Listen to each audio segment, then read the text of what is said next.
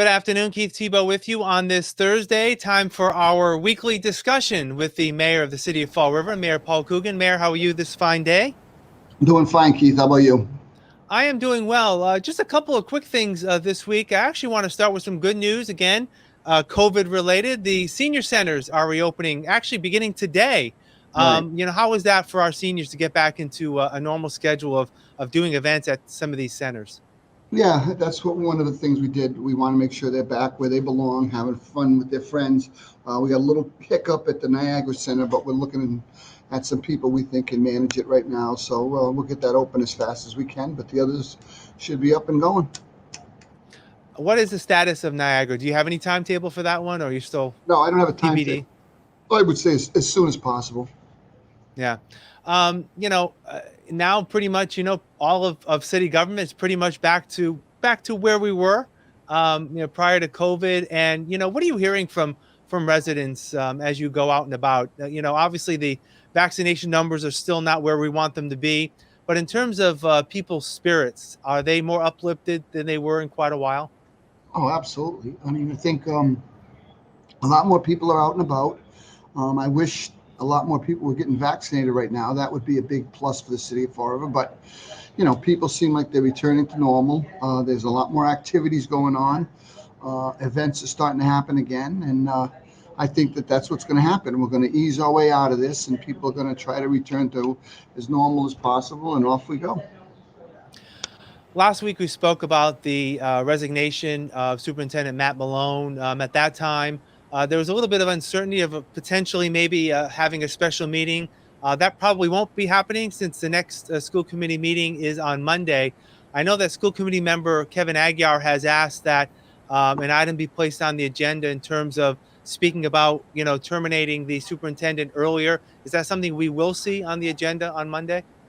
I'm waiting for a ruling right now from the Ethics Commission. I talked to Eve Slattery, the head legal counsel up there this morning. I'm going to have to make the call on that within the next hour or so. So as soon as she gets back to me, I'll wait for her counsel. Now, have you had an opportunity? I think you have. I think last week you were saying that you were going to speak to the superintendent. Have you spoken to him about potentially, negotiating a way to leave earlier? I have spoken to our legal counsel, Bruce Assad, about this, and that's about all I can say on it right now. Okay. All right. We'll have to see what happens coming up on Monday. Also this week, your 2022 fiscal budget was officially presented to the city council. They'll be having some budget debate over the next couple of weeks and hopefully approving that a week after next. There was also, back to the ARPA money that the city has received, over $34 million received just a few weeks ago. And there was that committee that was formed to look at how to best spend that money. Has that committee met yet, and what time of timetable do you want to set? I think they're going to meet next week. Well, it's just going to be parameters, and what are we talking about? Is there a way, other than the water, sewer, broadband, and the lost revenue, what else can the money be used for? I've been on 6 or 7 of these meetings in the last couple of weeks from the National Council of Mayors, the leagues of cities and towns. Everybody's running these, professional development or, think tank type things telling you what you can do with the money. And literally, Keith, you're on one, they say this, the next one says the opposite. So until this shakes out, we're not going to really know where to go. But we have some ideas of what we can use the money for, and we're going to keep doing what we think's best for the residents of Fall River, and we'll see what the panel says. And it must be frustrating because I'm sure, like you said, you've got some ideas and you probably want to move on them as quickly as you can. So again, the city can move forward, and not be able to do some of these things must be frustrating for you. Yeah, it is frustrating, but I think when you write a bill that big with that much money in it, and when you talk about infrastructure, you just write water, sewer, and broadband.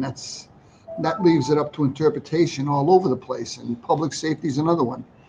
They talk about public health and safety. I mean, what does that mean? Is that police, fire? I don't know. So we're looking at all the ways we can best serve the city of Fall River, and that's just what we're going to do. As we speak this to you right now, in about 25 minutes or so, you'll be downstairs for another flag raising ceremony. Some nice events that have been happening. Last week was the Pride flag ceremony. Today, Day of Portugal. And these types of events seem to engage a lot of the community quite often. And I'm sure people will go to Government Center and see a different flag and kind of wonder what that's all about, right?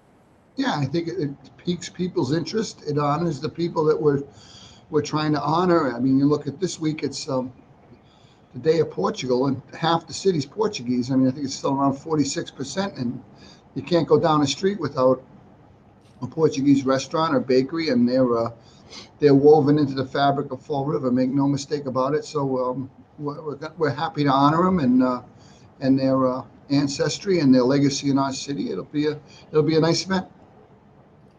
And finally, it looks like you're going to have some beautiful weather on Saturday for the citywide cleanup. I know that you've done these in the past. Even a couple of weeks ago, there was a cleanup. How important is this, and what types of participation you hope to get? And again, you've got a lot of events happening around the cleanup. Yeah, I think it's going to be a big crowd. I mean, we've had a ton of interest, and people do want a clean city. So if we can make a dent in trash all over the city, I'll be extremely happy. There are a number of volunteer groups that are taking different segments of the city, and we're breaking it down by grids, and it's going to be a nice job. We got trash bins coming, and we do have a great crew that's going to help us. There are too many to mention, but we'll do lunch for everybody afterwards at Sherry's, and they can go over there and pick up a sandwich or soda or something, and let's see how much of the city we can knock off. Yep. All right. As always, Mayor Coogan, I appreciate your time. We'll talk again next week. Take care. Okay, thanks, Keith. All right. And thank you for joining us this week on FRC Media. Have a great Thursday. Take care.